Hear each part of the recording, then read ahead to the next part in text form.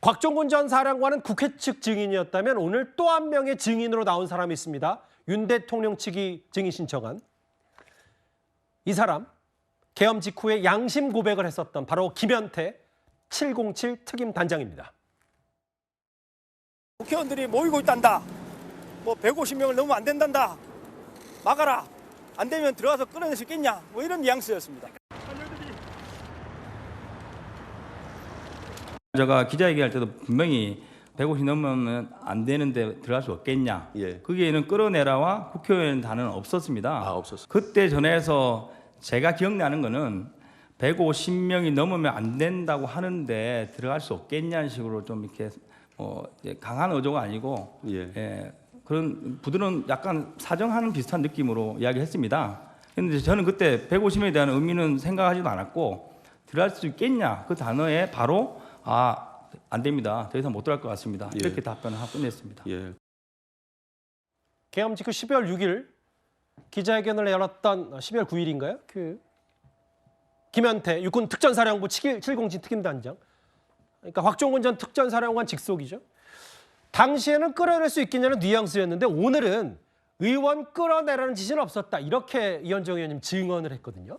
그러니까 이제 이게 글쎄요, 이제 헌법재판소에 나오는 사람들마다 조금씩의 예전에 했던 진술과 또 국회에서 했던 이야기와 이게 좀 다르니까 이게 왜 이런 어떤 진술이 다르지? 이제 아마 여기 이제 헌법재판소는 증인 선서를 하고 예.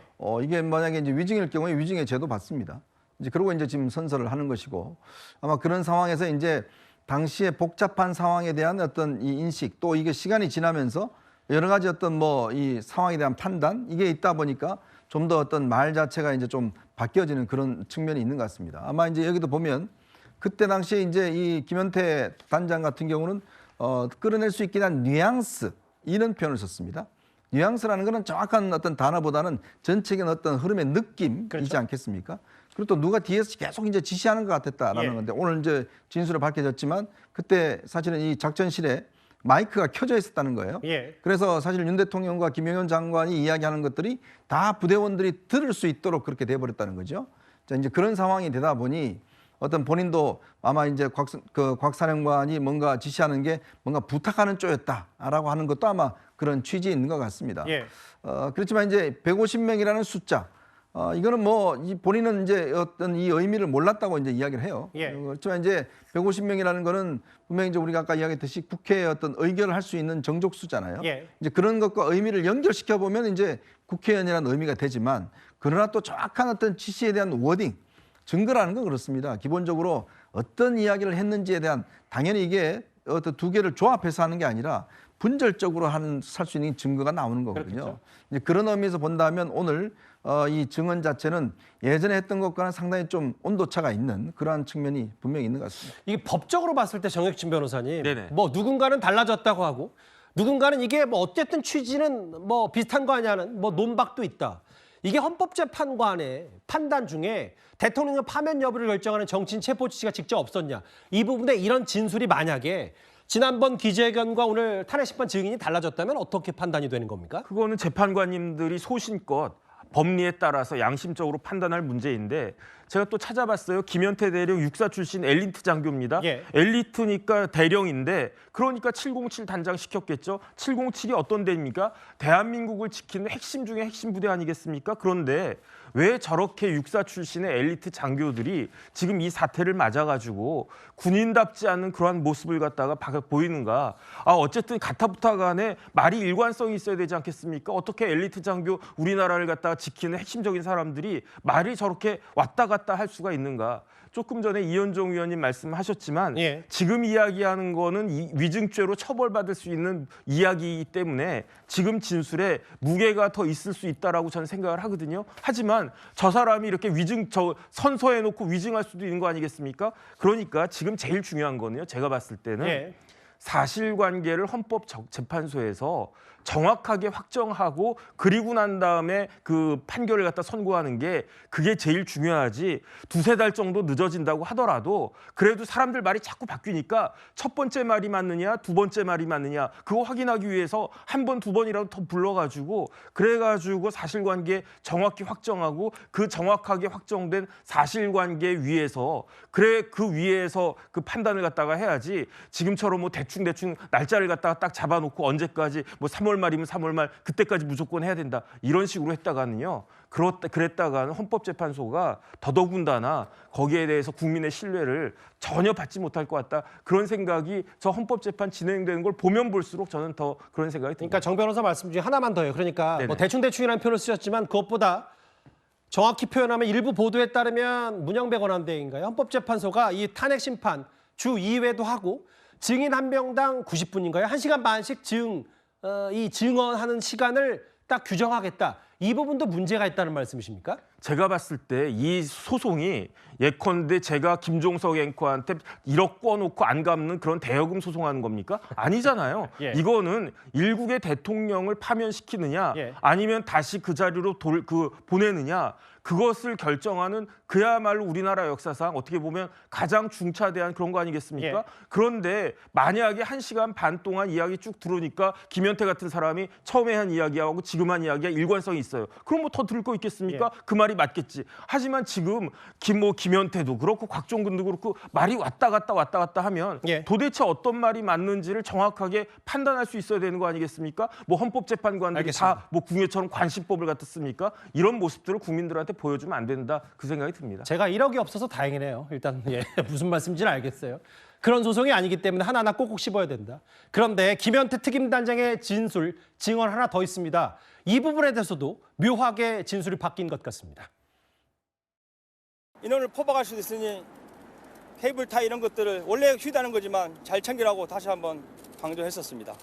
봉쇄를 해야 되는데 문을 잠가야 되는데 케이블타이 넉넉하게 챙겨라. 문을 봉쇄할 문을 목적으로. 봉쇄하기 위해서 그러니까. 사람은 전혀 아닌 예, 목적입니다.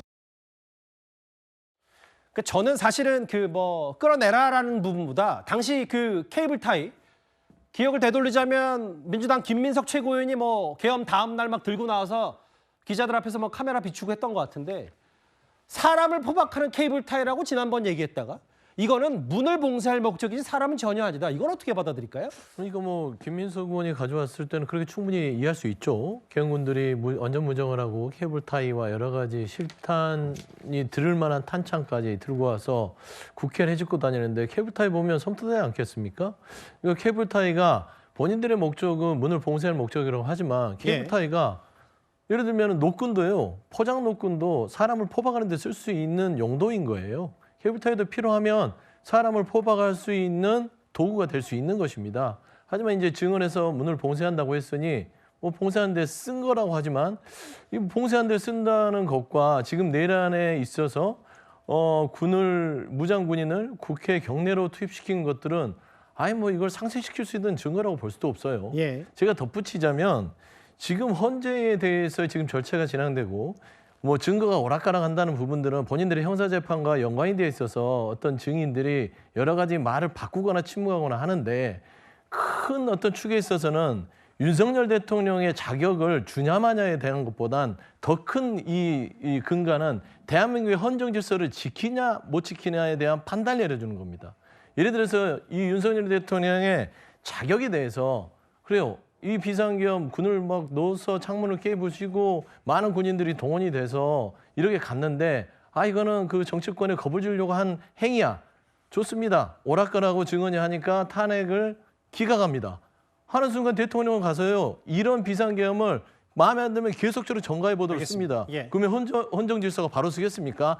이미 재판관들은 이 행위에 대해서 이게 계속해서 비상계엄이 통치행위로 해서 인정이 된다면 대한민국 헌정 질서는 더 이상 존재할 수 없다는 거 알아요. 하지만 민주적 절차가 있기 때문에 헌재가 최대한 증언과 억지 개변도 다 들어주면서 가는 부분이기 때문에 저는 헌재에 대해서 흔들기의 부분, 평가하는 부분들은 좀 적절치 않다라고 좀 말씀드리고 싶습니다.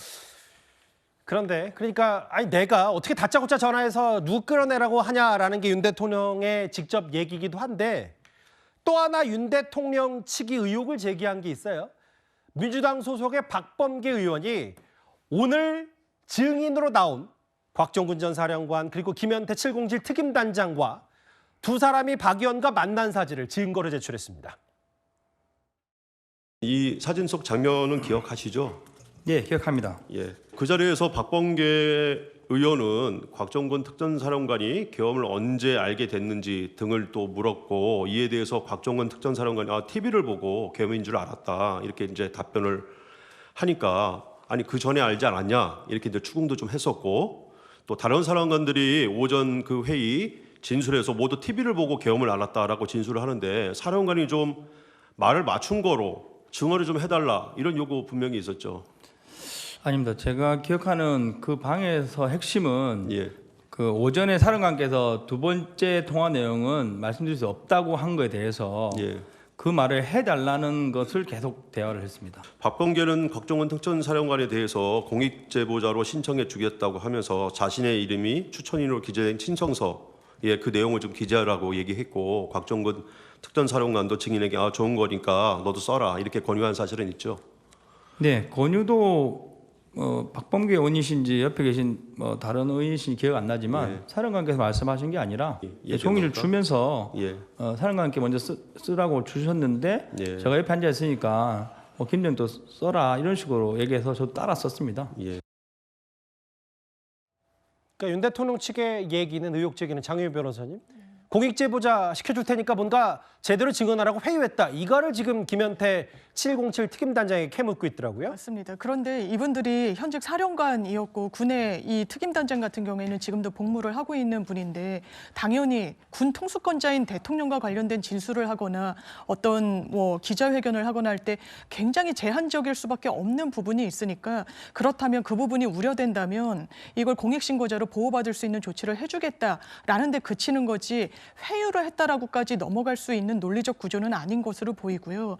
지금 계속해서 말이 바뀐다 어쩐다 그렇기 때문에 헌재의 심리 과정이 길어져야 된다라고 하는데, 일단 기자회견 자체는 법률적으로 아무 의미가 없습니다. 오늘 정말 있었던 법원 앞에서, 재판관들 앞에서 선서를 하고 한 부분만 증거인 것입니다. 그 부분에 대한 말의 신빙성을 좀 헤아리는 것이고, 말이 바뀔 수 있죠. 사람의 기억이 대단히 혼란적이니까요. 그런데 그게 객관적인 사실관계에 부합하는지를 보는데 윤석열 대통령은 논리가 서지 않으니까 공작이다, 회유였다 이렇게 이야기하는데, 그 예. 변론 전략으로서는 상당히 패착입니다.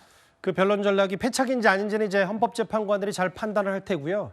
앞서도 얘기했다시피 윤 대통령은 이 핵심 논점에 대한 끄집어내라, 끌어내라 이 부분에 대해서, 아니 대통령이 어떻게 갑자기 다짜고짜 전화해서 끄집어내라고 할 수 있냐, 의원이면 의원이지 라는 얘기를 했다. 다짜고짜라는 표현을 썼어요, 윤 대통령이 직접. 이런 지시는 불가능하다라고 했습니다. 상식밖이다, 불가능하다. 지금이 저녁 6시 16분인데요. 예. 저희가 이번 주제를 마무리하는 그 시점, 정확히는 한 5분 전, 저녁 6시 9분쯤에 6번째 변론길 대통령 탄핵 심판 관련, 오늘은 오전 10시부터 종일 신문이 진행됐기 때문에 정확히는 한 8시간 정도 만에 6차 변론이 끝이 났습니다. 알겠습니다. 지난번에도 그렇고 이번에도 이 정치인 체포 지시, 대통령의 직접 지시 여부가 중대한 논점이 됐습니다. 때마침 저희 주제와 함께 끝난 대통령 탄핵 심판 얘기까지 정리하고요.